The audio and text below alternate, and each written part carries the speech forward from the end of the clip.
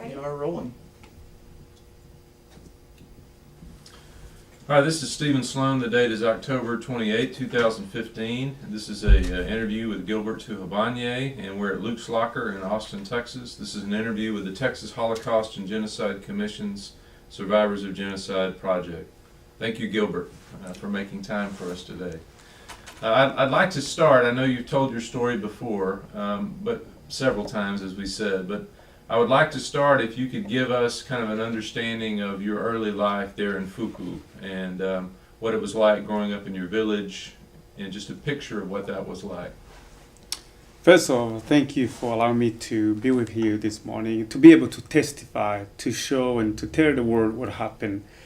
But I'm very happy because today, this week, marks 23 years. Since 1993 up to today, 22 years. And growing up, I was a happy child. I am a third out of the fourth, and I was also third in the family. And growing up, I had older brother, Diodone, and older sister, and I have a young sister. So growing up, my life was fun.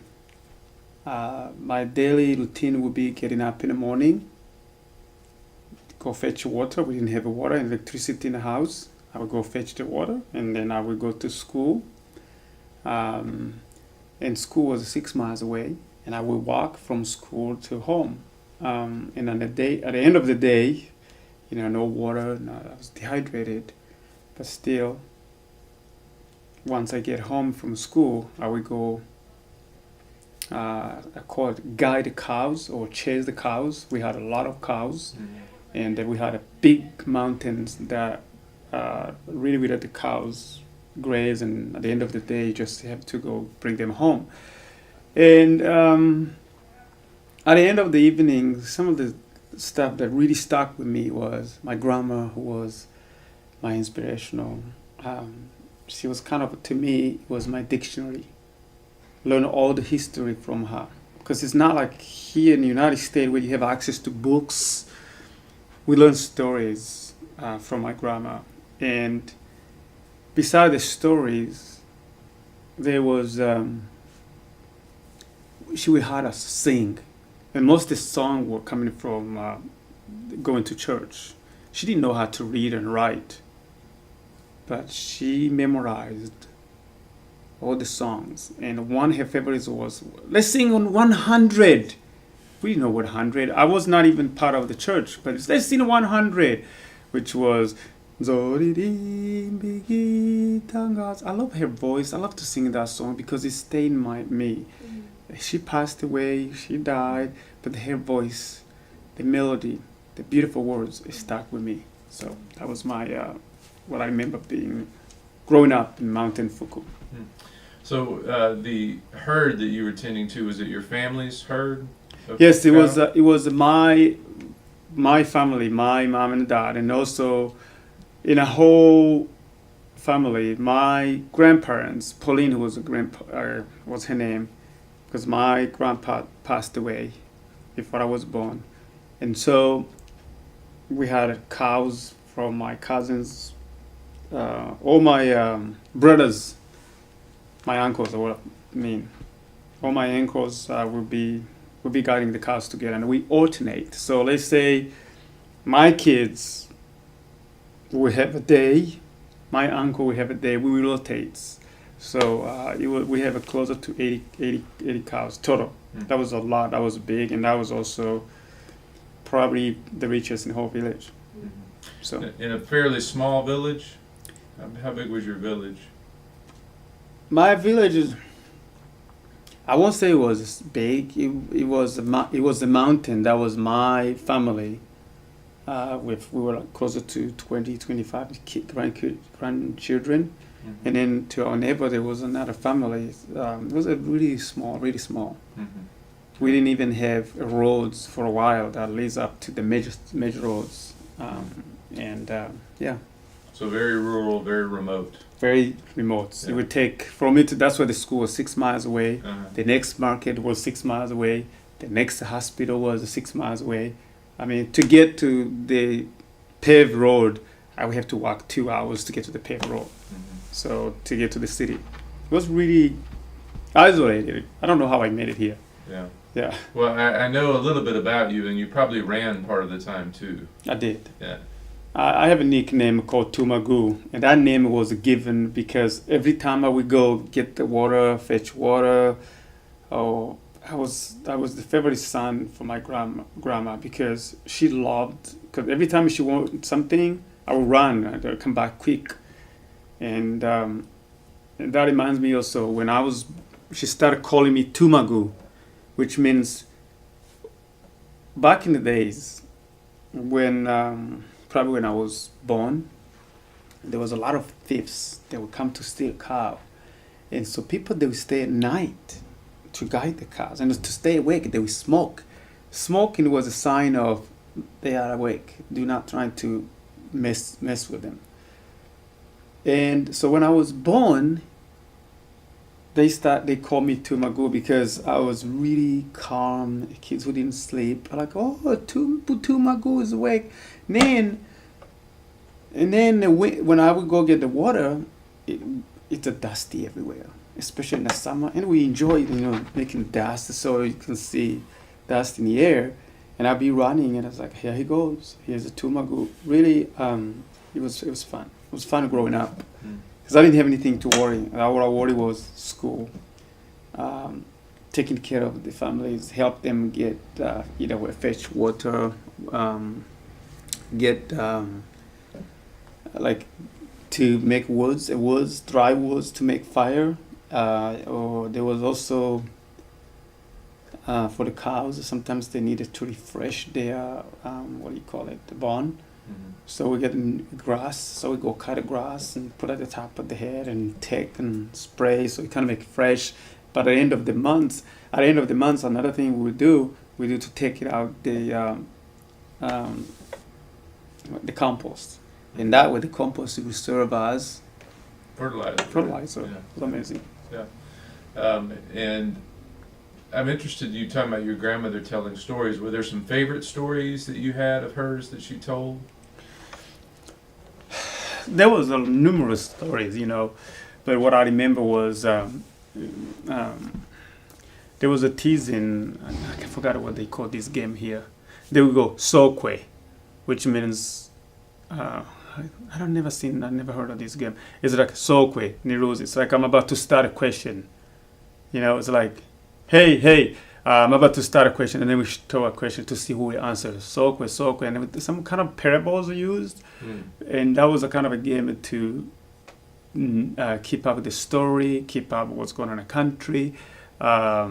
She told us the story about how they colonized the country. She told us also the story how they killed the hero for independence, where she was. She told us the story. During independence, what was she doing? The name I learned in the school later on, but it's like being ahead.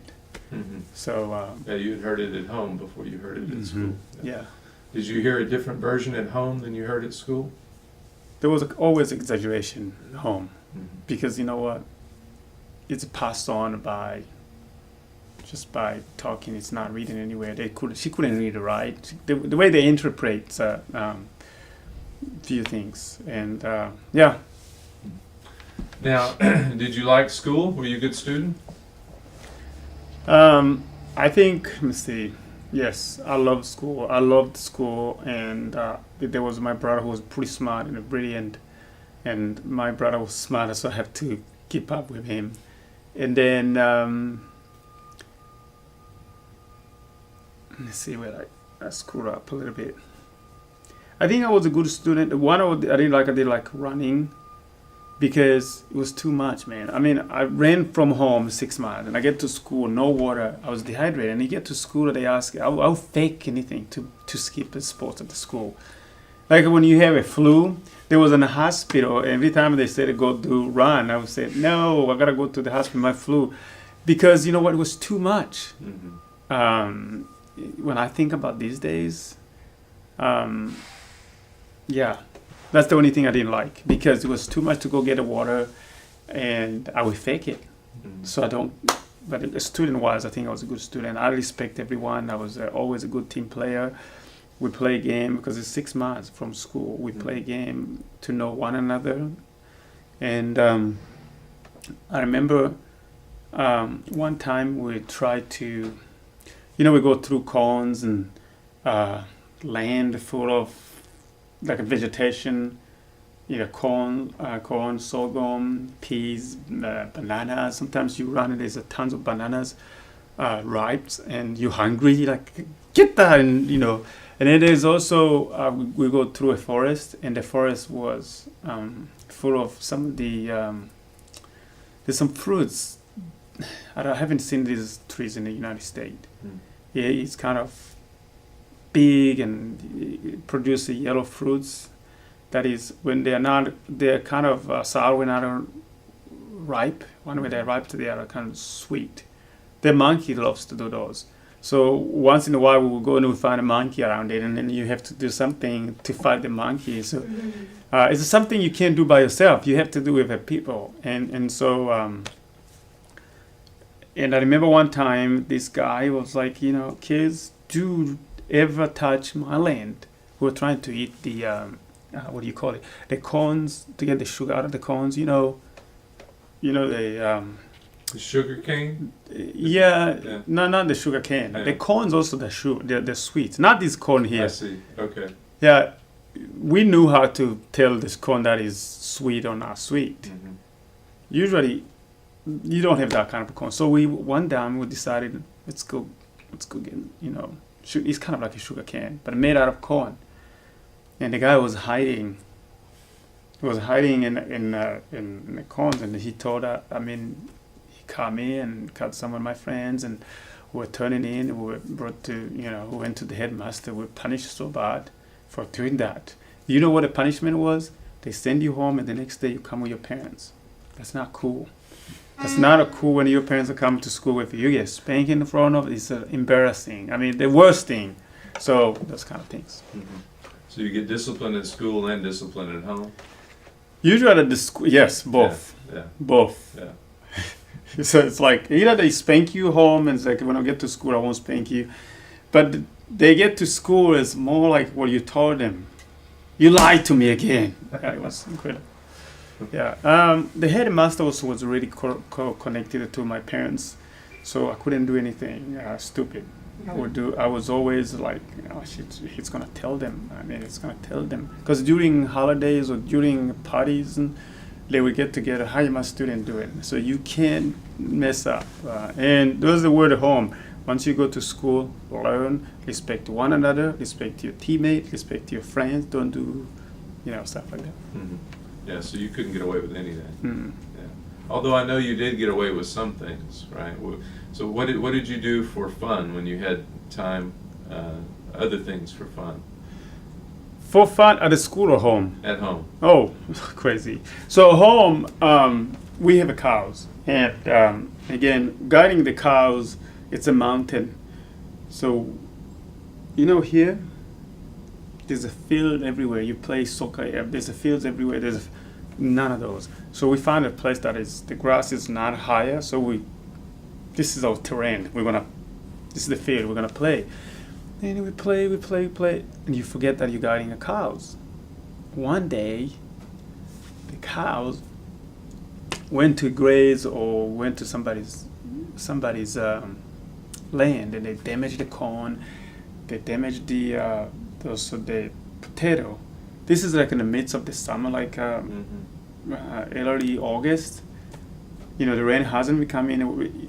They just planted. Man. Ooh, that was bad.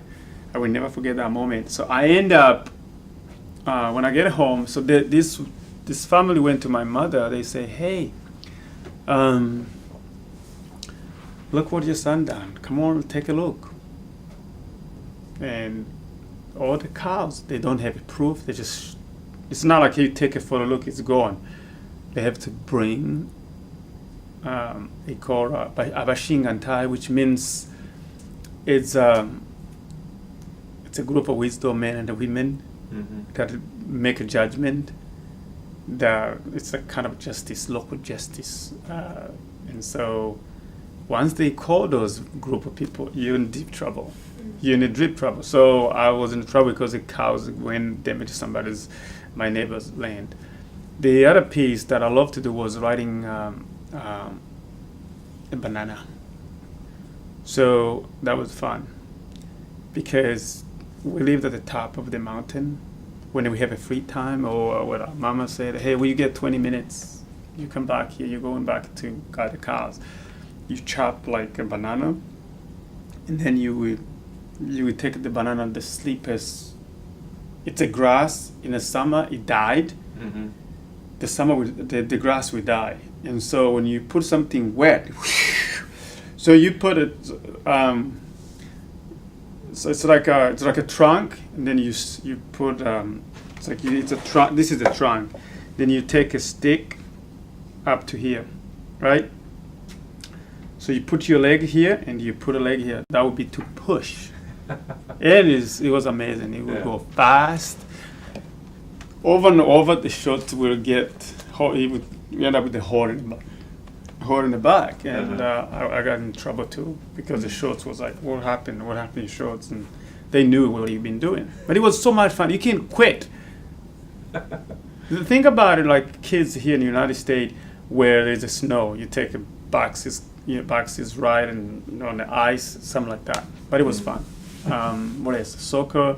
We also had a game. We play around the water, which was kick the lion. But because we didn't know English, it was we say kick the lion. I mean, who's the scale of the lion? Kick the lion, and everybody would say nobody. So who's the scale of lion? Nobody. So you have this creek. Someone will call out from the other creek. So the goal was it's coming to attack you. When it's coming to attack you, you keep getting away. So you have 10 people, 5 people, and so you get cut first. You help in cut the second person. You have to cut the person, and when you have a last person left, you have to jump 10 times and you win, which was impossible. Go 1, 2, 3, and this is a big like this, and there's the water. You go down, you can't come back. It was rather fun. I mean, it was incredible. Another thing, hide and seek too. We did hide and seek, and that was, you're talking about hide and seek. When I see my kids play hide and seek, I'm like, hide and seek. This is not in the house, man. You're talking about grasses that are bigger here, and you say, close your eyes,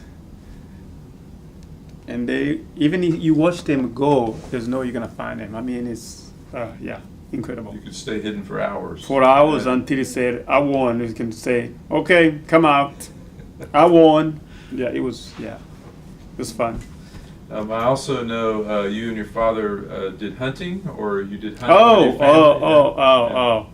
The hunting was kind of an incredible, because every morning, like Sundays, it was like a hunting day and Saturday, because on Saturday we didn't have a school, and people, we lived, again, it's a bunch of mountain, and in the valley it's a forest. So you have all these deer, you have all these gazelles, you have all these some monkeys, and so in the morning we have a pygmies, and the pygmies love meats. They like to eat meats, and they didn't have a lot of land to cultivate and to get crops, so they substitute to getting protein by hunting.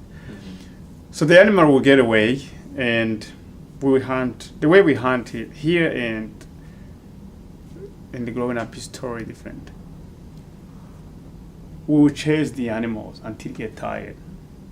And the way, when you say to chase the animal until they get tired, so let's say maybe Baylor, the animal been running from Baylor by the time he gets here, he's dead tired. Mm-hmm. Everybody, hey, the dog and the people. So we'll do a circle, and then you end up, it's like captured. Mm. Because there's the mountains, I mean, you can hear echo from that way, and you know it's coming. So that was one of the coolest things. And I remember my grandma was really strict. Once you done eating, once you kill the animal, she didn't want anything to do with meat. She said it was meat that's cast. So you only have to kill it, but don't eat it, because we still eat chicken, we still eat and cows. Mm-hmm. But I ate a rabbit heart. I did. So, yeah. Some other things that I know were important in your early life as well was the church. Yes. Being part of the church. Can you tell me a little bit about that experience? So it's kind of a complex. When I was growing up, my mom was not. She was one of the best people you ever met, but she didn't believe. She was not part of any church, but she would support us. We went to the school we went at was a Catholic school. It was Italian school, and so it was Catholic, 100% Catholic. I even wanted to be a priest one day. I even remember 6th grade. Can you imagine your 6th grader come to you, Mom, I want to be a nun, or I want to be a priest? I'm like, really? Why? Because I want to give my life to Christ. And I remember my mama said, no, son, I need grandchildren. I'm like, Mama, no. But to be honest with you, I wanted it to go to a seminary school, because a seminary school, kids were, way off in terms of life. They had a nice life. Mm-hmm. For me, I want to use like 10th grade. I was not full in, but I wanted to be able to go to the school because it was so good. And the discipline was awesome. The kids were number one in the country. And so I wanted it to go to that experience. However, my grade, they didn't allow me to do. Also, because my parents didn't approve. They have to approve, so I didn't get a chance to go. What is the other question you asked me? I was asking about the church. So, yeah. Grow up as a Catholic, what I mean is, every morning we have, at least once a week or twice a week, we had religion class. This is a Catholic school. You have to pray before the Holy Mary, the day before you start a class. And then we have someone who come, and then we go to church, and we will, the whole Catholic things. And so, but in my household, only my brother, my sister, and myself, the young sister, were Catholic. The older sister and my mom, they didn't believe. Yeah, so they end up getting later. They end up being Catholic later, and so my grandma was a Protestant. My what can I call my wife uncle was. They were both Catholic. It was a mix of Catholic and also Protestant. Mm-hmm. So, but we would go at the grandma's. Everybody didn't care. We were singing those songs. She would invite once in a while also to go. But my church was cool. Was awesome. The Catholic church was awesome. You get a chance to see, Muzungu. Do you know what a Muzungu is? No, what's a Muzungu? It's a white person. Because Okay. you get a chance to see the Italian come to preach. And that was pretty cool. To see them learning your language, it was awesome. And the Protestant, when my grandma was going to, beside the singing, I didn't like the church because you find guys that they interpret the Bible. It was not good. But the Catholic, they read. For some reason, I liked the structure. I liked I liked the routine. I kind of knew how to pray. Mm-hmm. But the other one is improvised, and I was not ready for that. I felt it was not super organized. And I went to church every day. And I'll be honest with you, when I look back, what part of it was, yes, I love Jesus, but at the same time, I want to see my friends. So those were your close friends. Yes. Your friends at church. Yeah, and that church, and it was also the school, because the church was nearby the school. Can you imagine going Monday through Sunday, going the same place, 6 miles. Mm. So, but the Protestants was a few feet away. Mm. So when you get late, and that's where we go to our grandmas. Mm. So yeah, church, so when you're talking about church, you do things to please your parents. You do things to please your peers, your friends. I did. I loved it. I love to be in the church. The song, the melody, kind of part of something bigger than myself. Mm. And it was really cool, and especially when I got my communion.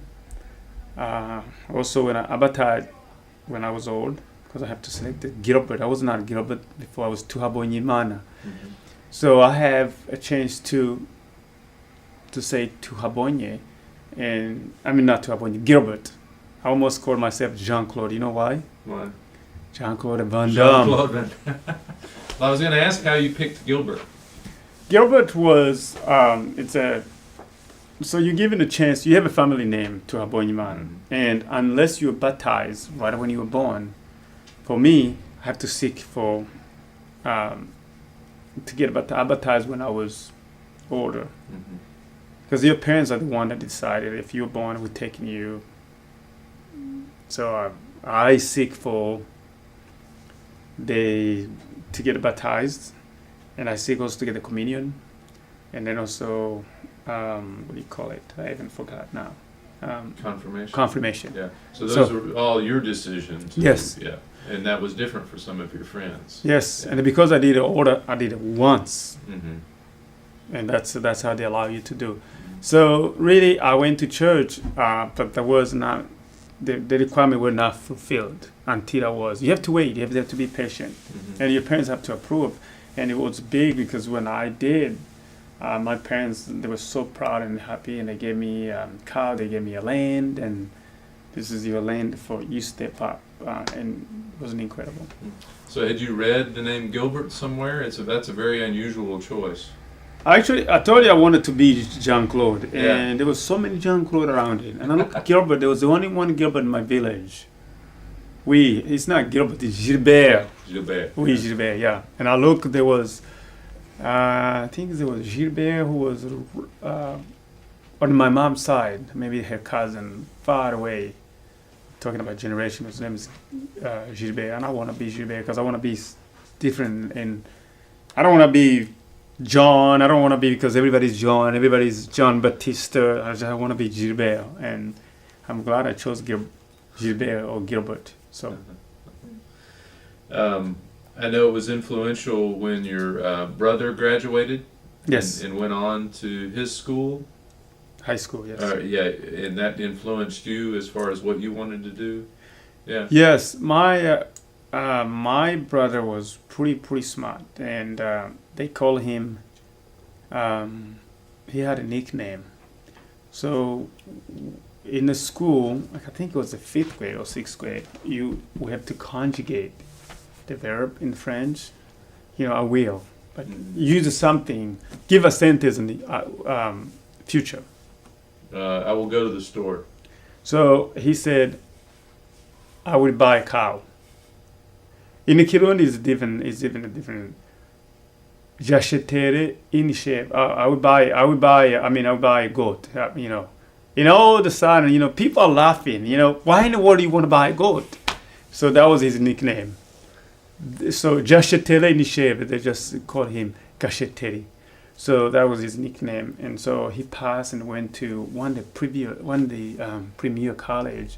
It was named Atene in the city, and all my relatives, my uncles, they were in the city. So I'm like, how cool is that? And back then I didn't have a shoe. By the way, I didn't have shoes, and so he went to school. They bought him shoes for training, shoes for church, shoes for class. I'm like, what? That inspired me, and so yeah. So you had. And then also, yeah. you know what? Go ahead. And also when he come back on vacation, before you pass the 6th grade, which is a national exam, it's called concours. You have to pass a test, and that test, man, it's really, really selective. Out of maybe 10,000, 1,000 get admitted. So you have to be not lucky, you have to be really smart. And I saw how he did it. He was not even, she was like, okay. So, but it inspired me. He inspired me to work hard, to follow his footsteps. And then the gear he got, the gift that he got, he was the first in the family, the whole family, to go to college. And I'm like, man, I'm next. I have to. And so during the break, he would come out and he was, he had all these privilege, man. He was not allowed to fetch water. I was the one fetching water. They didn't ask him to they didn't ask him to go get water. I was the one get water. I mean, all these privileges. I'm like, you know what? I'm doing it. So that really inspired me. So that inspired you to do well on your exams. To study hard. Do well. There's also some luck, because when you have a 10,000, it's a selection. They have a spot for 1,000. I don't know. I don't remember then, but it was really, really, the chance is slim. And so I made it. I'm so happy and that I was able to make it. And I didn't get a chance to go to his school that I wanted, because he came home and everybody in my village and growing up, him, the elderly, 12. It was a 7 up to 13. We have a baccalaureate. I don't know if yeah. You have the people that are last year of high school. You have him in 7th grade. And I wanted to go to that school. But that's not the case. They sent me to Kibimba. And why did they send you to Kibimba? It's a random. I see. It's a random. Usually they take probably the first, maybe one. So you put a 3 school on the application, right? What can I say? Preference. Preference. Which one? So I want Baylor, Texas, A&M, that order. I like that order, by the way. And so if you do that, there's a certain grade. It's like you are the one at the top. You go to your favorite, and then after that, it just mix it up. Yeah, and for some, it can be luck. It can be So was Kibimba one of your preferences? Not your first? Not even my radar. I didn't even know what was the school. So you didn't know anyone there? No. Okay. And also sometimes it depends on, but one province will have more students than the other, so they have to fill it out because they spread out in the country, because the government has to take care of them, all of them. And so when I was sent to Kibimba, I'm like, damn it, what is this school? And my mother, I think my parents were able to find. There was a lady Lucy was her name. She was the last year of normal. It's called École Normale, which is it was a school that was to form teachers. She wasn't the last. Lucy was her name. And so I remember we went, tell us, what does the school look like? How do you get there? So that leads to leaving home to the school where never been in a bus, right? Besides watching my brother go, never been in a car. You hear this vomiting in the car. You're like, man, I'm gonna vomiting until my heart come out. I mean, all these things started triggering me. How am I gonna get to Kibimba? And you don't have a map to look at it. You just tell it's this way, it's in this province. And that whole summer when I passed the exam, it was like, how am I gonna get there? And how old are you at this? That's like when you finish 6th grade. Okay. Yeah. Okay. You're ready to go to 7th grade. Yeah. Just think about it. Very young. Very young. I won't be able to see my parents. I won't be able to see my family for 3 months. You go September, you come back for Christmas. You have 2 weeks for Christmas, and then you start again. Yeah. Now, I know that when you went, you had an uncle that lived in that area, right? In the city. In the city, yeah. So, let's say my house is right here. That's the city, and I have to come back this way. because there's nowhere I would go straight here. There's no roads. I see. So the car leads, you go my town to the city the next day, because you can't make it one day. The roads are not, plus transportation, it's not developed. So you will wait, because the bus leave in the morning, so you wait the next day, a huge bus, like 200 kids. They get those bus from Japan. Maybe if you take a bus, but you don't have anything in the middle, because they will be holding and singing. Yeah, packing people in there, right? Yeah, so leaving my village to go to school, I have to stop with my my uncle who was in a city where it's called Bujumbura, which is main city, and he was where I said it was rich. He had a shop full of clothes. He has He has built a lot of condos, places to rent. He had like a bar. He had all kinds of. Getting in the car was full. Wow, this is the man that comes. That also inspired me. One day I would get this stuff. One day I would be. How do you get this? And I would listen to everything he says. So, but on the way to this, we go through along this plain, and there's a river. Lake. I don't know if you ever heard of Lake Tanganyika.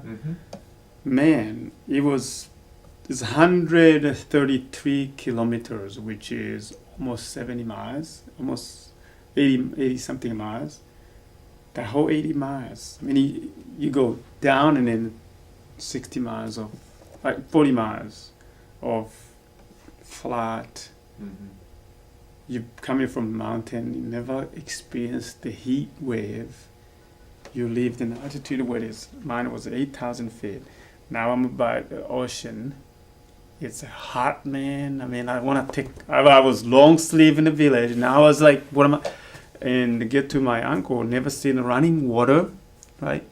Never seen a shower. It was amazing. It's like, what am I doing? It's like another planet. Another planet. But and then I was able to get to school. I made friends, and on the way to the school, we have to go catch a bus. When you catch a bus, I don't know anyone. You just have to. They come in and they scream. They have they call it convoyer, which is a help. It's I don't know what you call it. It's someone who has to announce Kibimba, Gitega. They announce where they're going. They started screaming because you have a bus for 20 people and you have 100 people to go. Well, how do you do that? It's a first come first serve, but it's also you have to be strong to fight. To fight for your spot. Same as on a village. I ran to catch the bus, and then I was able to make it with one of my cousins. So, what were your first impressions of Kibimba when you got there? Got there was late. It was night time. I was nervous that they do the hazing, and I was nervous. I was nervous because I didn't know anyone. I thought they were going to torture me, and I would hit school. I might have to go back. It turned out I met one of my friends, Rene and John. They invited me to eat mushkak. You know what a mushkak? Shish kebab. Shish kebab. We ate a shish kebab because the dinner has been served and there's no food. And then we had to walk 1 mile. When we get there, there's some kids they will take your bus. These pygmies, they will take your bag. Just give them money at the end. They walk with you. It was, it's like, no, I want to give my bag. How about if you take it? Like, you cool. Those guys were 1 year older than me, and we're still friends. And so they were older than me. They said, you'd be cool. Just go with us. We get to school, you give them $2 to $3. They were so happy. And they would run again to go get another person. It's so. Kibimba, I didn't see that much. I was worried about my well-being. I was worried about how I'm going to sleep there. And then the next day, it was breeze, it's not altitude. But it was not what I expected. It's kind of isolated. It was just school, nothing else. Yeah. One thing we haven't talked about that's going to become very important is the tribal differences in your country. And Twa, Pygmy, Tutsi, Hutu, these differences. And so I know it's going to become very important soon, but growing up, how much did you know a difference, or how much did the different tribal groups make in your life as far as who you were friends with, who you weren't friends with? You know, I wish I knew growing up it was going to be an issue. If I knew it wasn't going to be an issue, I would take seriously. So growing up in our family, we shared everything. Mm-hmm. I shared everything with Hutu and Tutsi. Mm-hmm. I remember my shoes that my brother that I got. I gave it to. I probably wore it twice, and I gave it to these Hutu friends to wear it. See, we shared everything: shoes, they come clothes, and yes, you knew there was a. They tell you the Hutu, but it wasn't a big deal. It's a Hutu, a Tutsi, what? It was not a big deal. Especially our grandma. Our grandma was very respectful by anyone. And then when Eliphaz, who was my uncle, would come home he was a well-known rich man, the guy who has the only car and comes, and my father's and my uncle didn't have a car, but he did. And so what respect, everybody would come, it's like a king coming home. And he would come with gift, beer, it's a piece of cake to feed all the people that he found home. It was not a big deal. The Twa at the beginning, without knowing a lot, I was,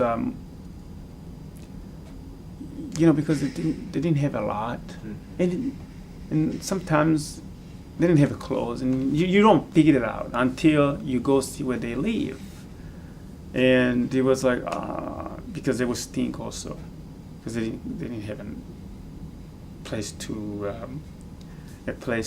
shower, and by the way, later on probably. That's one of the things I did, was to give clean water close to homes. And so they would stink, and because they stink, as a child, as a kid, you don't know. You're like, what's wrong with that? But it was because they didn't have water or enough clothes. They wear clothes until they didn't have to change clothes. They had maybe one clothes, that's it. That's for church, And you wonder. Your uncle, because I know a lot of the business owners were Hutus, right? And traditionally, a lot of the business owners and things like that were Hutu, and a lot of those that worked in agriculture were more Tutsi. Is that true? Work in agriculture, actually, the Tutsi would employ, back then the Tutsi would employ Hutu. Hutu would be the one working, and the Tutsi would we own land. Own the land and own the cattle. But the Hutu would come to guide the cows, cultivate. They didn't believe in the school. They didn't go to school, so they would guide the cows. We had someone guiding the cows while we go to school. Yeah. But in the summer, they go break because we had to take care of the cows. Mm-hmm. And so that was, That was kind of the difference. The difference. Okay. Well, tell me a little bit about, as you get settled there in Kibemba, getting to know the other students, getting to know the teachers, what your impressions were about your fellow students and teachers. I connected very well with the two students, and as I get to Kibemba, I got along with everybody, and I remember I was good in the math.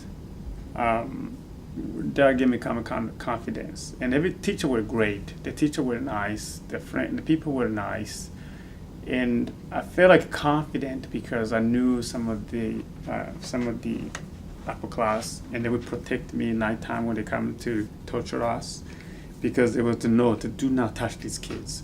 If you didn't have anybody looking after you, you'd be in serious problems. And so the teacher were great. My seventh grade, I think, was my highlight. It was, because part was I did great in the school, and then second, I got along with everyone. My headmaster loved me, and so it was probably one of my highlights, seventh grade. So the older kids protecting you from the hazing. For the hazing, and also once a month, at the end of the month, because it was a boarding school, which is I love so much, And I learned so much. The boarding school, you learn how to be a man. You make your own dishes. You wash your own clothes, and you also time. They say you gotta be in the bed at 10. You gotta be in the bed. It's kind of time management. It was awesome, and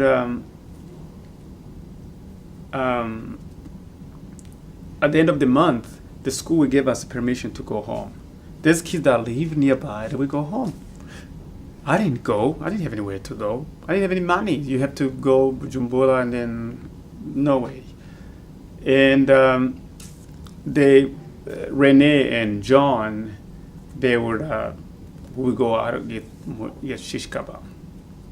When I have money, I will share with them. They have money. We put them. Actually, we put the money together so we can. And I will manage the money. They said I was good in managing. I will manage the money, and so we go get Fanta, and then shish kebab. And then we come home. So that was everybody goes their home, and we stay and watch cars, count cars, and that's it. It was fun.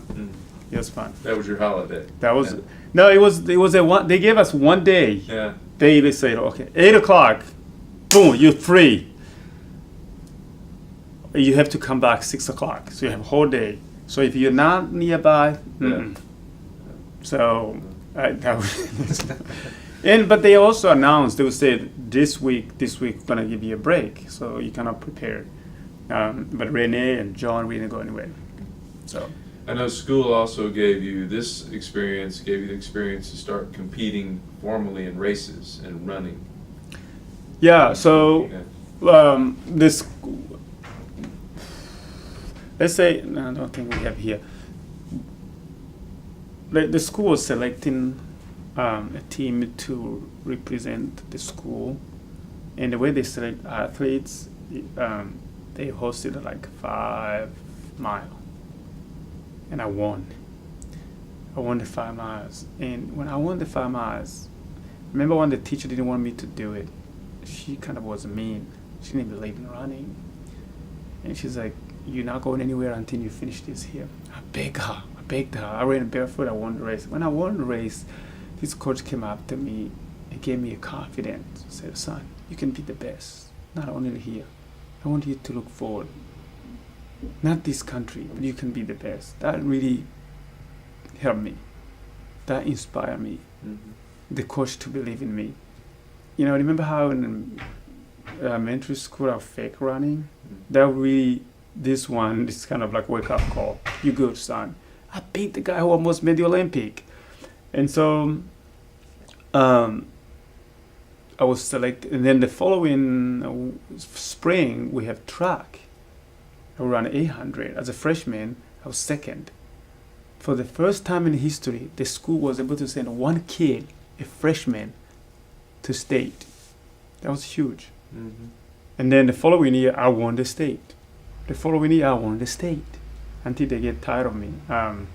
So the hard work, the dedication, the determination was caused by the coach who believed in me, and he inspired me to do great things. And he's older, but still as a friend. I got more responsibility when I was 9th grade to be the leader. I lead the team to a championship. The school, and also we drum. I was on the drumming team, which is we perform when the president would come to the villages, or high dignity would come. We would play drums.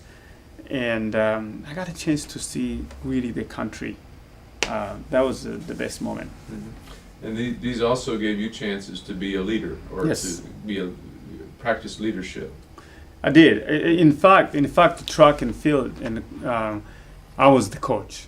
I had built the team because we have only one coach. Was a PE coach.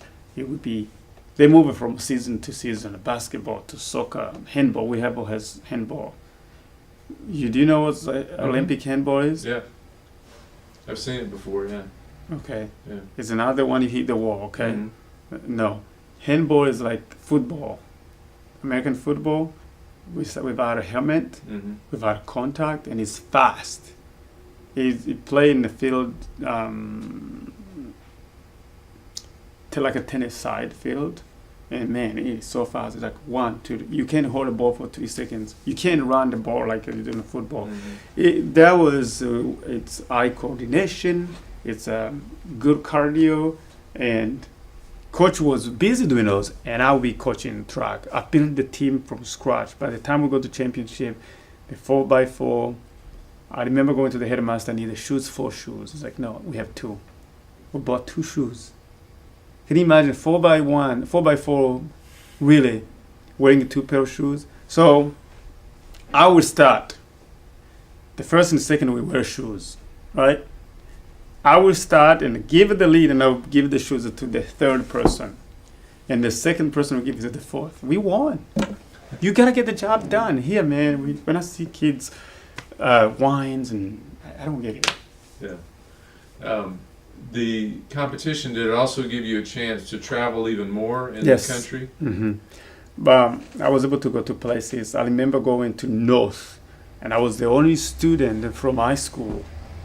It's like you make a state, they go like a Baylor, pick someone at the NM, pick someone to be, because it's paid by state. Mm-hmm. And I remember staying, and I made friends. I was very made friends, especially people at my event. People doing these things. It's really good. Mm-hmm. Yeah. Well, I know it's while you're in the school in Kibumba that things start getting worse as far as the tensions in your country. And so you talked about early on not really experiencing the difference. When did you begin to experience a difference between, or increased tension between the tribal groups? I think that the conflict was always there. I was just a different road. Uh-huh.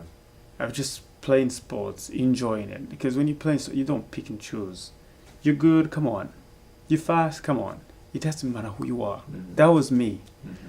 But deep inside, there were tension built up. But I just ignored it. I didn't pay attention.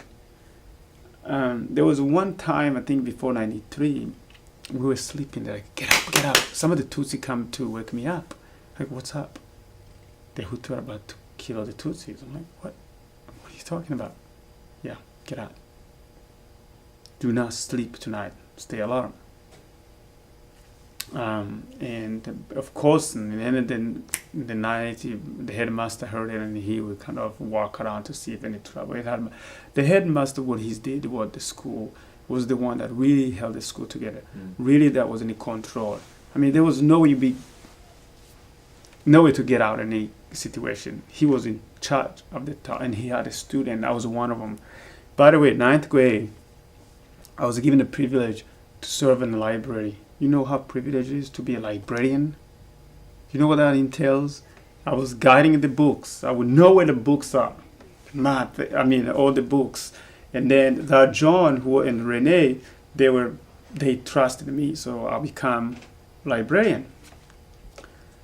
And so what that means is I have a privilege to study in a library, not with the kids. Then we go and take attendance to make sure everybody's there, and I will go to the library. Have the key for the library. For teacher, come to read a magazine. For me, a quiet place to study. Get privilege to books. Get privilege to magazines. And he was incredible.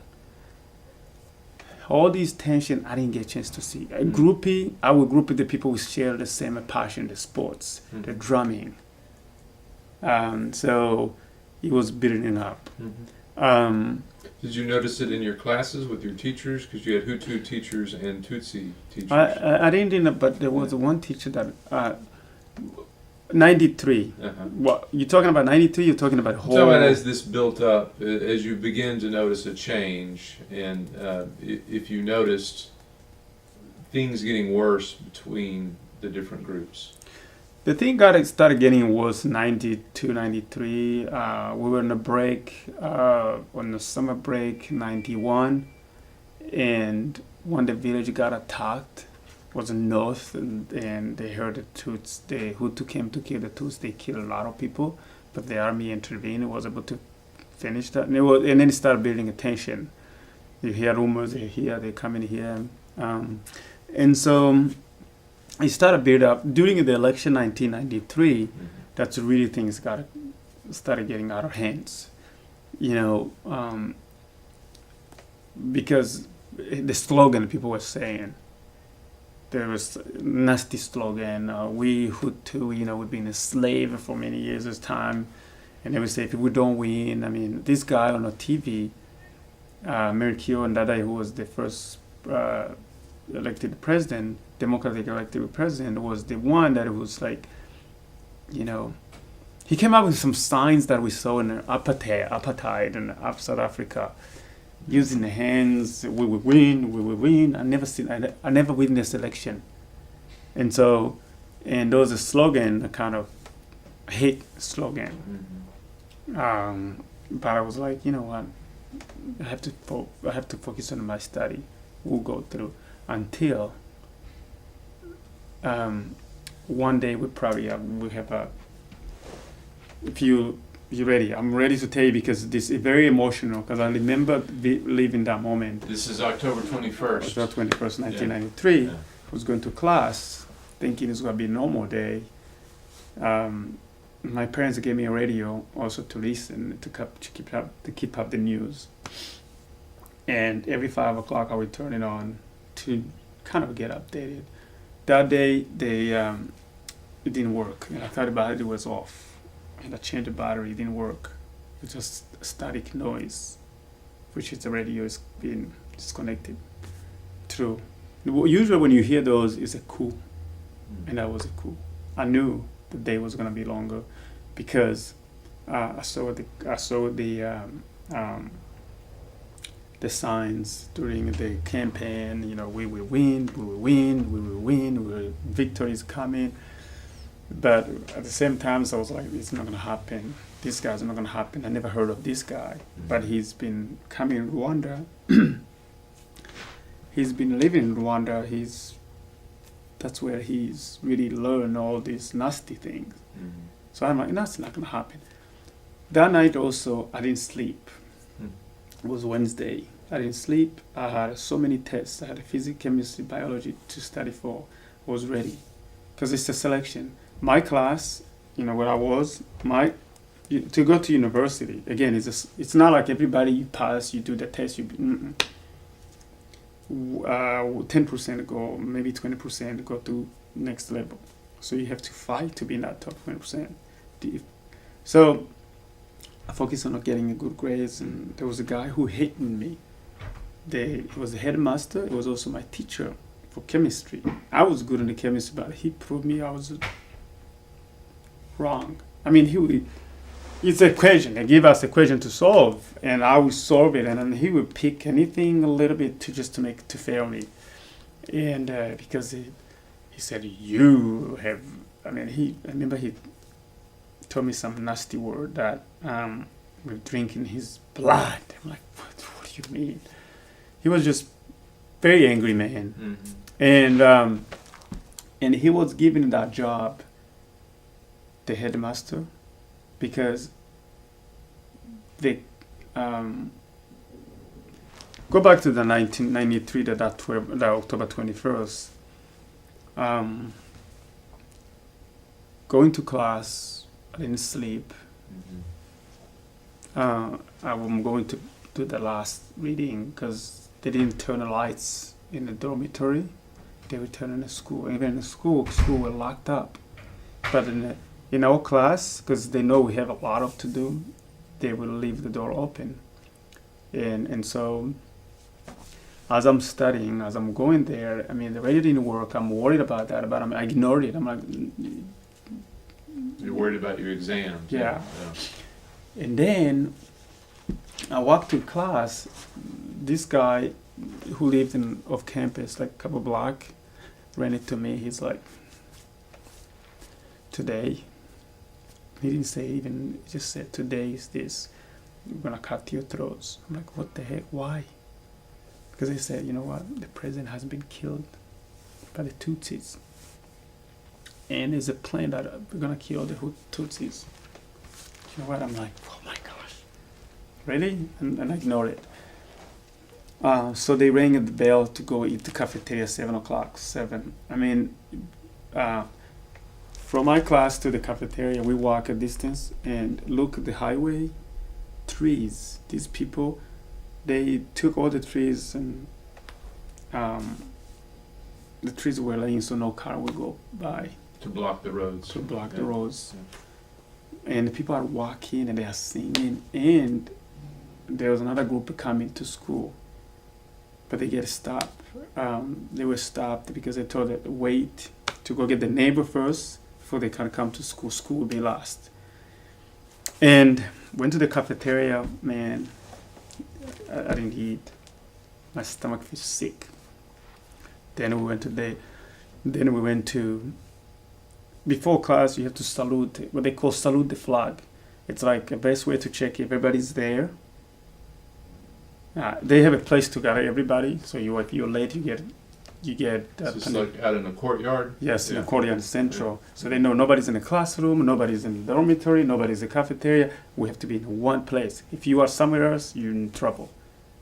And so they now happen every day. 7:30, everybody's supposed to be saluting. It's like an army. And the headmaster didn't show up. And rumors everywhere. They killed the president. We're gonna be killed. What we're gonna do? Let's go to class. And the teacher didn't show up. And it was like 8 o'clock in the morning. We were waiting. There's no teacher. We're wondering. There's a rumor everywhere. Group here, group here. I'm memorizing the formula. I can't wait. I hope he shows up because I'm ready. I hope he shows up. Then the teacher is running. One of the teacher is running, being chased. They want to capture him. He refused. He ran away. And he's running towards the school. And his name is Davas. And I knew him. He was my technology teacher. And he said, they took all the professors away. Took to burn them. And they said, we are next. They're going to take the teacher. They're going to take a senior. I was a senior, and then a junior and sophomore and so on. Then a group of us got together. I was school representative. We're respected. The senior, we have to step up and do something. Mm-hmm. And so finally, headmaster showed up. This is like around 10 o'clock. We're like, let's go ask what's going on. Because this mob, they want to come attack the school with a machete, with a big stick. They want to come attack the school. Still, we don't have any idea. We heard the president of, somebody was able to capture the radio from Rwanda. Says what happened. Not only Burundi, but the radio Rwanda was announcing that the president was killed by, and there's a mass killing is going to happen. And it was a Hutu that went on the radio, said revenge. Everywhere you see a Tutsi, a child, and a baby, a growing up, eliminate. That was the message, the hated message. He was on Rwanda radio. And so I heard those. But at the same time, I'm still waiting for that teacher. The teacher came to teach, man. They follow him, and they were chasing him. And he resisted, and we come together, we stayed together. And we said, let's go ask the headmaster. A school what is supposed to be protected, how in the world the headmaster is letting this to happen? Mm-hmm. We went and stood up in him, and he said, you killed our president. He looked me in my eyes, man. He said, you are going to see what Jesus saw on the cross. What does that mean? This is a guy, every Sunday, he was in charge of the church, leading the prayer. I'm like, no, you're not. To me, no, you're not going to do that. Sure enough, the mob got really angry.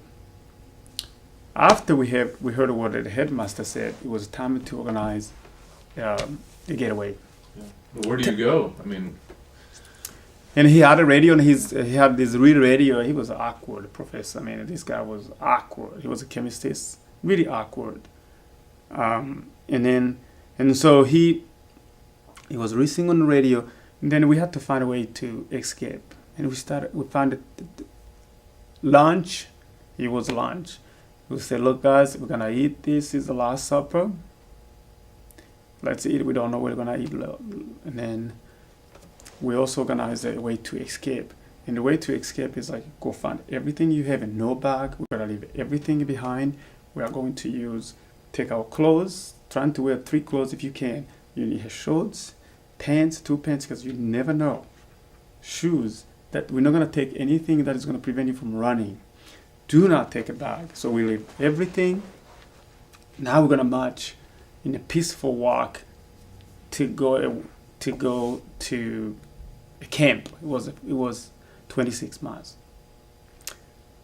And This is an army camp? yeah, called Mwaro. And so on the way to Mwaro, which was a camp, the mob stopped us. Where are you going?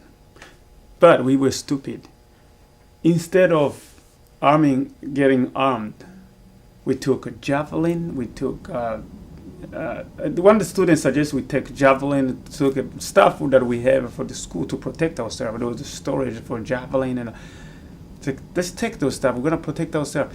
It's like, no, it's a peaceful walk, nothing, no stone in our hands, which was a bad mistake. And we started walking.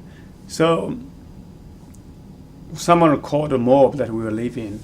They went ahead. They cut. This is 2 miles we're going away from the school. Then they found people to come to reinforce the group. The group grew from maybe 100 to 300. So they like stop. We were like close to 600 kids. And I am kind of in the back watching, because I was like, you know what, I don't want to see this. I know these people. I've done so much. I ran for this school. I ran everything. I did everything I don't want to see them.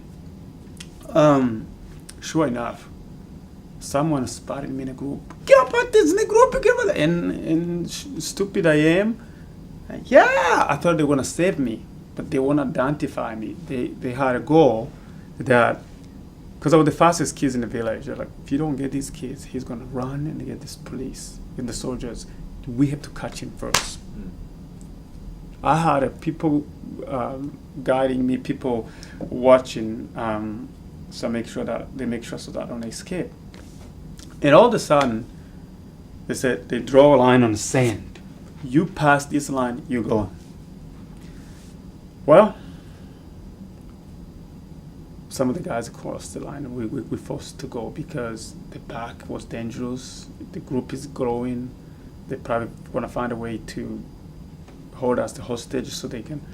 And all of a sudden, this woman took a spear and threw in a group. He poked one of my classmates. He went straight, and we pulled it out.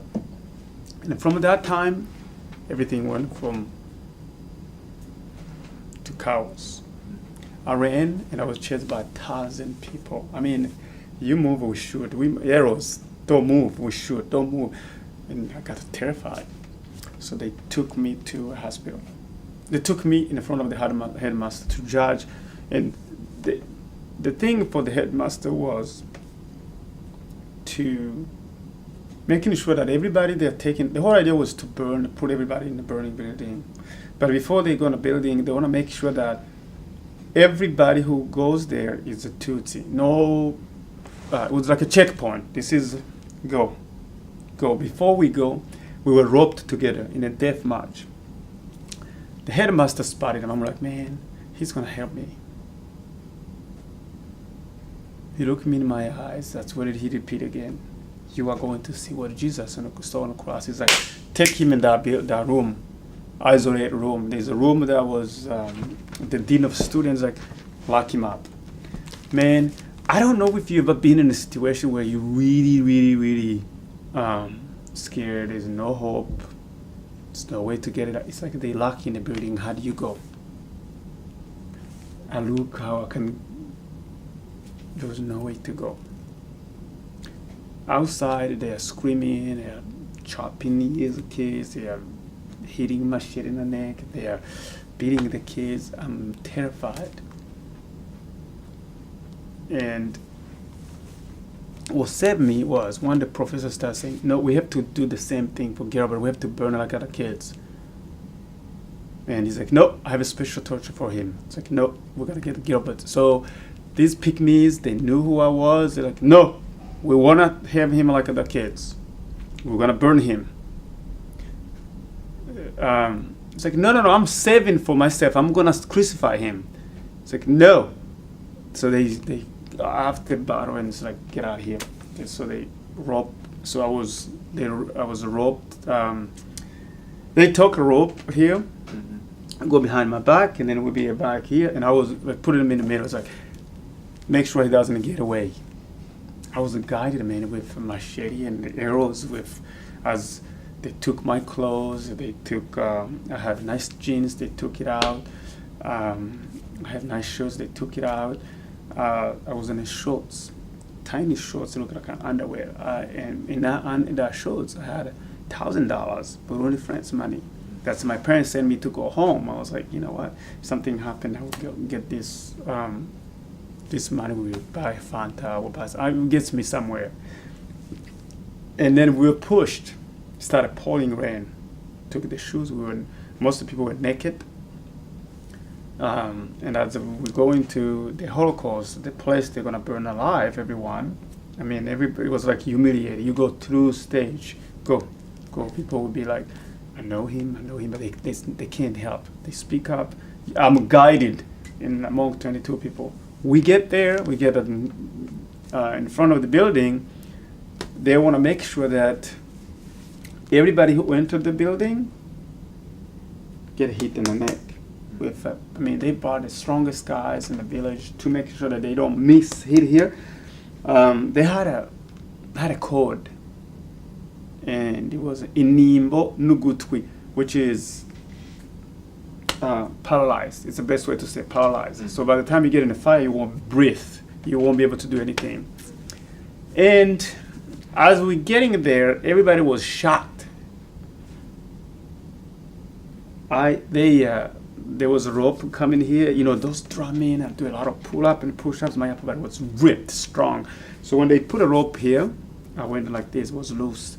But I was scared to get out because they were going to kill me with machete. They're going to kill me bad. So I didn't want to do that. And I had a voice. The voice was strong, tell me I'll be okay. I didn't know what it was. So inside, before you entered the building, you had a choice. They would ask you if you really want to be burned alive, or they kill you in front. So one of the kids, his dad was general in the army. He said, no, I don't want to go in fire. So they chopped him in pieces. In my eyes, for the first time in my story, for me to be able to see that was incredible. I mean, I jumped in the building. And when I jumped, they tried to bring me back because that rope was loose. Mm-hmm. So, but instead of hitting me here, because the guy went in front and it was, I don't know, a miracle happened, hit me here. And I caught a bladder for a couple of weeks, but I was okay. And then once we get in the fire, man, the headmaster was a chemist, brought some chemical. They would spray some chemical in the fire. Open the building, and then they will use gasoline. So they spray gasoline using the eucalyptus branches, and then light building. I witnessed my friends dying, and I was waiting for my turn. And after 8 hours of fighting, and so as you can see, this is like 22 years ago. Think about it. And also, as you can see, my back. Okay. So like my back right here, all the way. Yeah. So my leg, right? My leg. So the fire was coming from the roof. So what I would do, I would cover like this, have some people, because I was strong, and pretty much they were half dead or dead. And so I had to fight for my life. They were outside, chanting, celebrating. I had to get out. And there was no way I'd be able to get out. At 3 a.m., they want to come in and finish it, they take spear, just poking on everybody to making sure nobody's still alive. But I was in the corner hiding. I yanked the spear from the guy. And it's like someone stood up. Someone is Gilbert who went in. And there was another soldier. It's either the soldier or the Gilbert who went in with no, because they didn't beat me here. Mm-hmm. And so they're like, we have to go in and finish him. First they would throw some spear, stone to kind of give a chance someone to enter. But I was in the corner, I'm dying, but I have to defend myself right now. There's no help. This is in the midst of the night. Determined to escape. Finally, they heard the soldier was happening. They started leaving and started leaving. Only the die-hard people stayed. I had a voice. The voice was really strong. Tell me that I'll be okay. I didn't know what the voice was talking to me, but it was confidence. It was like, you'll be okay. You'll be okay. But as a teenager, I started accusing myself, man, everybody will go to church, I go play. Everybody will go here, I will go run. Man, I'm getting punished. How in the world I'm on this fight? I was the fastest kids. But the slow person is not here. Why? I couldn't find a solution. And finally, I said a prayer. I said, God, please forgive me. Man, I came up to idea that after I said that prayer, some ideas started coming up that I gotta get out.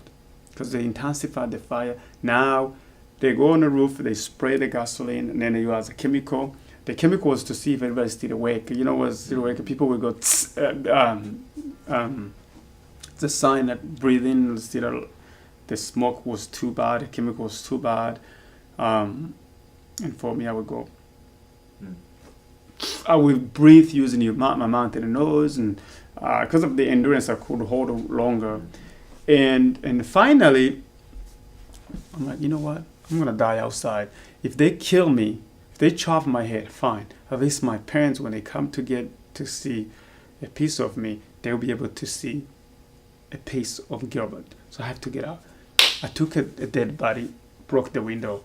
The window was made of like bars, like 1, 2 in the middle. So I stick my head out. Usually when your head can get out, your body can fit. Mm-hmm. I learned that a long time ago. So my head went through. I'm like, man, I can do this. But it was one. If I break the one in the middle, it's even more room. So I broke the one in the middle. Used the dead body. No, I didn't have a choice. Mm-hmm. And so as soon as I broke the window, I look outside. They're waiting. I'm like, and I threw the person that I used to break. I threw outside. Was half dead. Maybe was like conscious. Woke up. And then as soon as she woke up, they threw a spear here that threw all the way up here. That scared me. And it really scared me because if I go out, they're going to kill me bad. But you know what? I said a prayer. Praise God. Help me. I grabbed the top leg first. I was like, if they cut my leg, I'll be able to see and testify. And this is really a miracle. I land in the midst of them. When I land in the midst of them, they didn't see me. I've been like in hell. Now I'm in heaven. Because breathing nice air, it took maybe 10 seconds to realize that I'm in heaven. Man. I'm like weaving, they're going to cut my head. But I'm not weaving for anything. Nobody. Finally, I saw a path. There was nobody. That place has been guiding. Nobody. They probably left. It was 3 o'clock in the morning. I sprint. As I'm going, the fire in my back, because they were throwing the gasoline on us. Like, Gilbert is living. Gilbert is living. They chased me. But they were drunk.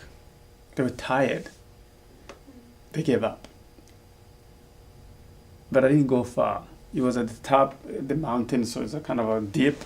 Mm-hmm. And these people, when people hear genocide, they think something happened overnight. when you look at the 10 stage of a genocide, those things were planned, those things happened before that day. I was just ignorant, didn't pay attention. But it was forming. And so they had to dig up a lot of holes to bury people. Because of it rained that day, it was full of water. I landed in that hole. Man, I remember this leg getting in the water. That's what I noticed. It was a huge hole, and not a look here, it was a huge hole. And I was so angry.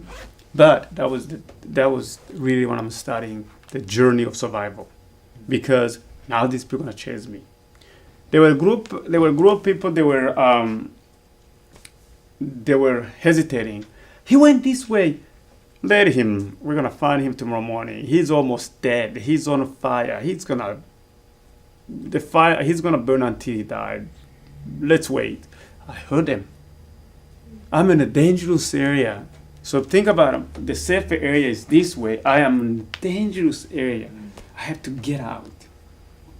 I remember putting one leg in front of it. This is a new body, by the way. I remember trying to walk in the midst of the coffee plantation, trying to put one leg in front of the other. It was incredible painful. Taking one leg in front of the other. Then I was able to make it, but before I made it, I ended up in. As you walking through the forest, and every trees will move up. Stop! It's not person, and because it's dark. Yeah. And then I ended up in a group of Hutu. One of them was the guy who was in charge of making sure that everybody was on fire, that everybody was burning. But he went home.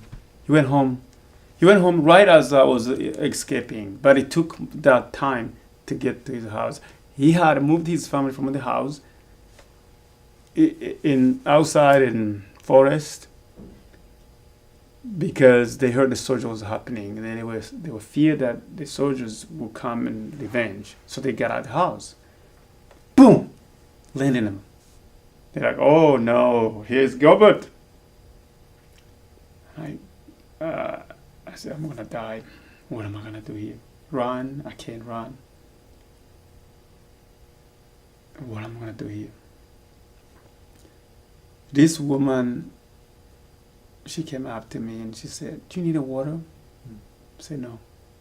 I didn't trust anyone because my grandma told me that if it's a poison you put on the ground, it will burn. So whoever's gonna give you poison, you drink, pour on the ground first, it burns, that's poison. So the woman gave me the water, I poured on the ground. It didn't burn. And he's like, "I'm going to give you a jacket." I'm like, "Jacket? Where? Get a jacket, kids, you cold." Because everything started tensing up. This is like around 5 o'clock. And the man showed up. He's like, "Yeah, here's Gilbert. He ran away." I'm like, No, you're lying. I didn't run away. They let me, because there was no way I'd say that I ran away. But because when in the midst of chaos, you don't know what's going on. I said, "Hey, do you know they let me go?" There was a confusion. They let me go. There was no way you'd be able to explain because everybody, dead. There was a confusion. And I was like, "How so?" "I am not a Tutsi. I am a mix. In fact, I'm a Hutu." So they let me go because my dad is a Hutu, but my mom is a Tutsi. Then they started doing what the Nazis did. They started doing something I never heard, I never seen. I learned in the school, but I didn't even pay attention because we didn't have the measurement. They measure my nose. They measure my forehead. Okay? They even measure my ankle. And they said, "Show me your hands." I showed them my hands. They did this, and they measured this. He's a Tutsi. Let's kill him. He's a Tutsi. Now, I'm like, listen, guys, there is a mistake here. I am a Hutu. My mom is a Tutsi. My dad is a Hutu. It doesn't make it a Hutu. And they're like, some like, "It's true." And some are like, "No, I saw him. He escaped." let's kill him. I'm going to bring trees to crucify him. And they're like, before you crucify him, let's ask a few questions. Where are you from? Where I from? It's the previous president would come from my area. If I stay where I come from, my province was among the thing not to mention was to say my province. That was the province. No, I was worried the guy knew who I was, because I was in school from 7th grade to 13th grade. That means a lot of time and running. They knew. There's no way I would fake it. So I said, I am coming from, Rumonge. Rumonge, it was a place where they kill a lot of Tutsi. There's no Tutsi left. But it's still in that same province. Because I'm like, if they know I'm from that province, at least I got there. It's one of those days, God was with me. I said, I'm from Rumonge. He's like, yeah, guys, Rumonge, there's no Tutsi. The guy came back strong again and said, no. I saw him running away. Let's crucify. Don't not waste time. Let's crucify him. Men went to get the trees to crucify me. But the women stayed with me. One woman said, go kid. There's a way they say kid, kibon, which is kid. Get out of here. I'm like, where? Kid, get out of here. Go here. I think I heard that you can go to the hospital. She gave me an idea to go to the hospital. I was going to go get in the woods to end up, because I had the soldiers. I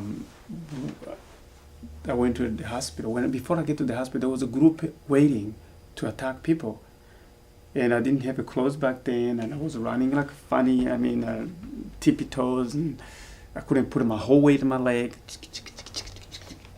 End up in the maternity room. I'm like, you know what? If these people are horrible, at least they will respect the hospital. In the maternity room. Sure enough, there was a guy that saw me, and he followed me, but I was fast. He was sniffing around the door. The guy was here. I don't know if he was scared. I was in here, locking the door, holding the door, waiting if he's gonna come in by himself. I'm gonna fight him off. He was the only guy that chased me. I saw it, and I'm breathing heavy. My heart is like, I don't even have in a dark room. It's quiet. I'm nervous. My heart was louder than the car that passing on the freeway. Stop. And finally the guy, that was not a guy. I heard him saying to his friend, say, hey, that might be a devil, because he didn't have clothes, was running funny. He couldn't be a human being. Let's get out here. So that saved me. It took like another maybe 30, 40 minutes, and I had a gun. The soldiers, they came, they heard what happened. They're shocked. Like, how can you do this? They were killing everything they found on the road. And so then they heard that beautiful girls, teacher, mostly women, and there was some survivor at the hospital. They came into the hospital. I refused to open the door. And I heard outside, like, let's go. They're taking everybody out of the hospital. They're gonna, before they can fight them, they want to take them to the army. They bought a big, big army car to take everybody. And then it's like, hey, has anybody seen Gilbert? And then people are like, we heard Gilbert was the first one to be executed. We heard that was the first person to be killed. Of course they didn't know. I was hiding. And I looked through the window. He's my classmate. You remember the story I told the guy that we damaged the land of for corn sweet? That was the son of that man. His name is Manirakiza, which is God healing. And I recognized him. I jumped. I opened the window because I didn't know if they're gonna fire the gun. But I opened it slowly. I said, Maniraki is, I'm here. He came and hugged me. I'm like, there's no place to hug. He threw the gun down, weeping, crying.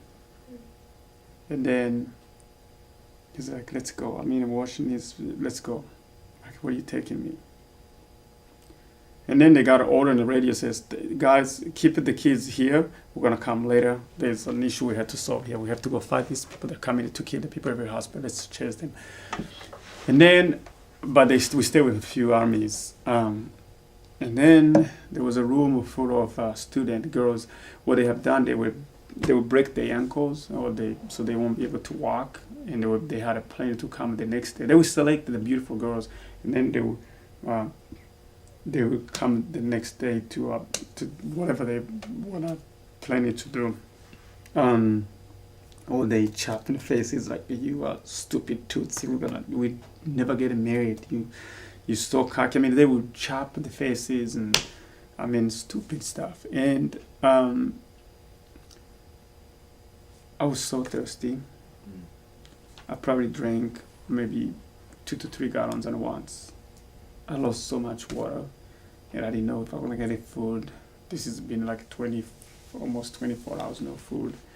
I'm dehydrated, and I drank the water, and then we were taken to the hospital, the army hospital, where, the news all over was all the kids in the Kibimba. If you have a kids in the Kibimba, they're all dead. My parents didn't even try because they know there's a war everywhere.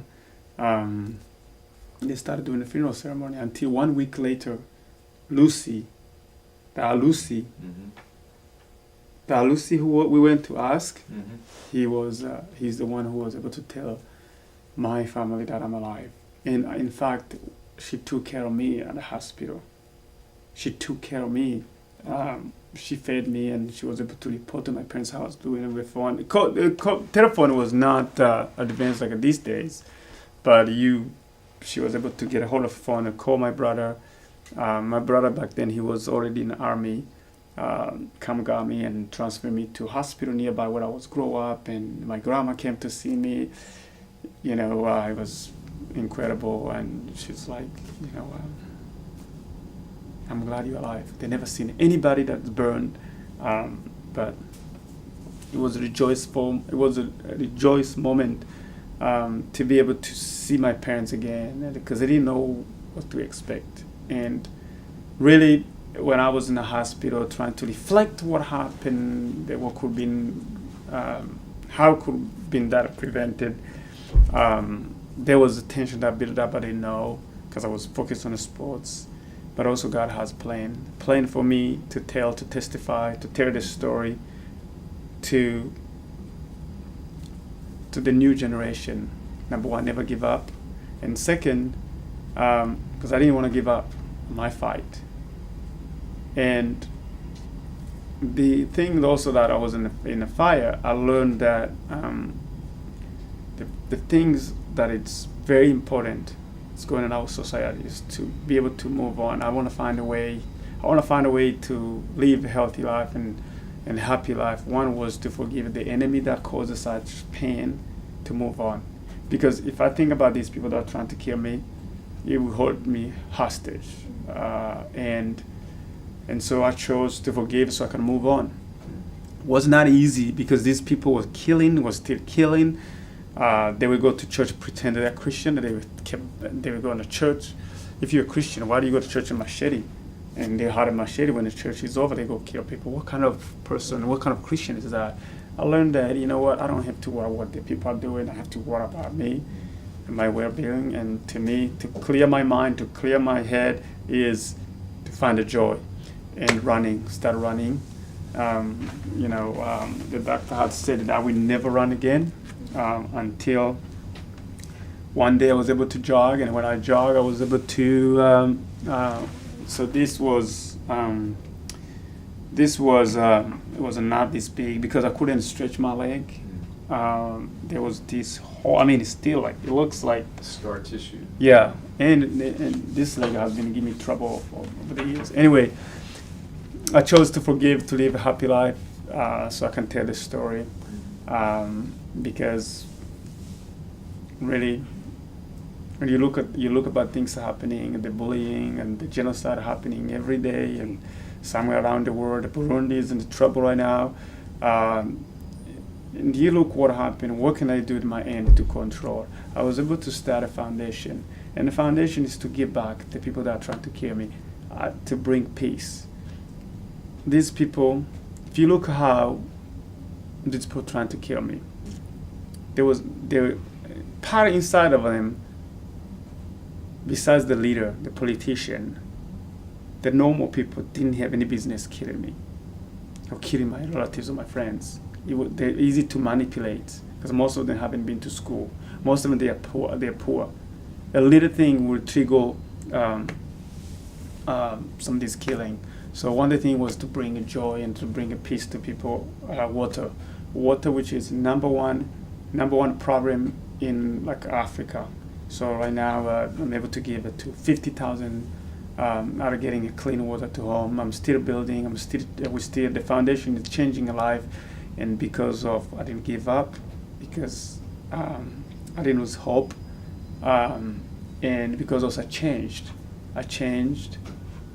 to educate the new generation. I changed because I have to change myself. 2011, I went back to see the place that I escaped.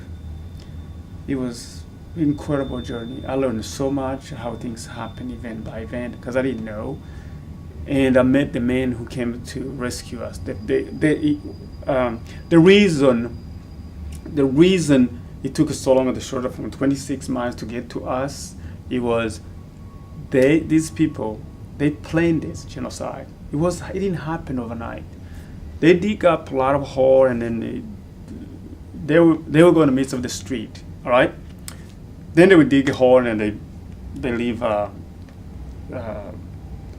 dirt. You think it is a street, but it was a hole, and cars would go. So it would take forever, and a lot of people died, a lot of accident. So they decided to walk. That's why it took so long, because they were running through barricades. I learned the guy who was in charge of the commander, I was able to meet him. That was a conclusion, to be able to conclude. And I was able to go to the place that I almost lost my life. It was incredible. People said, don't go, because if you go, it might trigger, you probably know. If you go, it might trigger those. But I needed it to a conclusion. And so it's been a great journey to be able to tell this story, to educate the new generation. Yes, genocide happened. What can you do to your end? What can you do to prevent that happening? Because it still happened. And I'm so proud to be part of this Texas Holocaust and the Genocide Commission, because one of our mission is to educate, to tell the new generation, to prevent so it will not happen again. Yeah, you talked about at one point that while all this was going on, you were watching, wanting to remember what had happened, so you could in the fire? Tell the story in the fire. Mm-hmm. So you could tell the story, so you could tell the family, so you could tell others about what happened. Yeah. And I know this is giving you that opportunity. Also, your book gave you that opportunity, and you still find opportunities to tell others. Yes. What happened. Yes. Back then in the fire, I don't think I knew I'll come through. I didn't know. But it came to a conclusion the last minutes, like after 8 hours of burning, something weird happened. I think it was a voice. And the voice was telling me that I'll be okay, but I didn't know where the voice came from. By the way, I tried to kill myself, by the way. I won't kill myself in a fire. I landed and went up. It was concrete. I landed head first. If I would pass out, it didn't happen. Then that's where the voice was really strong. Nothing will happen, son. You will survive. But I didn't know what the voice was talking to me. Later on, I learned with that voice. That's the voice that is with me today. That's telling me to go out and change the world. Tell this story so it doesn't happen again. And also go change the world. You will have to change. Because I changed. You cannot live a life full of joy if your heart is full of hate and anger, you gotta change. So, yeah. Well, Gilbert, I want to thank you for taking time today to meet with us. No problem. Nate, I don't know if you have questions you I want have to ask. one. I know music and drumming is so important to you, and it's such a big part of growing up and the songs your grandmother sang, and even now with running, you do chants. I was wondering if you might bless us with a song or a chant, just very quickly, so that the people who watch this can really get a sense of your music, because it's very powerful, and it seems like it's such a big part of you that I think it would be incomplete without some sort of song. You know, I was given a gift to coach people. This world is full of struggle. A lot of people struggling with mental health and confidence. I go out and motivate people. When people hear about my story, yes, I went through hell, but I was able to overcome and do great things.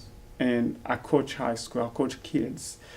I coach one of the premier high school here in Austin, St. Andrews. And when you ask a song, sometimes I do song to distract people, so you think this is not the end of the world. Free your mind. Sing. Maybe those words don't mean anything, but it's freeing your mind, because we overthink about a lot of things, you know. So some of the songs I like to do, it's all different. One is the song about my grandma. It means a lot to me. We live in a world where it's always, what's next, what's next, what's next, what's next. We don't slow down. Do we ever take time to slow down? Do you ever take a time to listen to your family? Do you ever take time to listen to your kids? And so the song about my grandma, it reminds me how our grandma, again, was not educated, but going to church every day. She wanted to share with the song to ground us, to unite us. She had a meaning, because we not privileged to have electricity in the house. She will be cooking. It takes time. How do you kids, your grandkids, to sing and to enjoy? Wait for the bean you're cooking, wait for the potato you're cooking. You gotta distract the kids. She was very smart in a way, not like don't sleep, because they're gonna do it. But she was very smart. Zoririmbi gitangaza Yesu mwami yakoze ndi kumwe nabo mwijuru imbere ya ntebe ndacabona ibimbabaza maze Yesu arankiza achanshira ku bitugu anjaniwe mwijuru zoririmba igitangaza Yesu mwami yakoze. So if you would think, this is one of the songs that I would like to sing before I die, it's Amazing Grace. Amazing Grace. It's a wonder song that I would like to sing, before I die.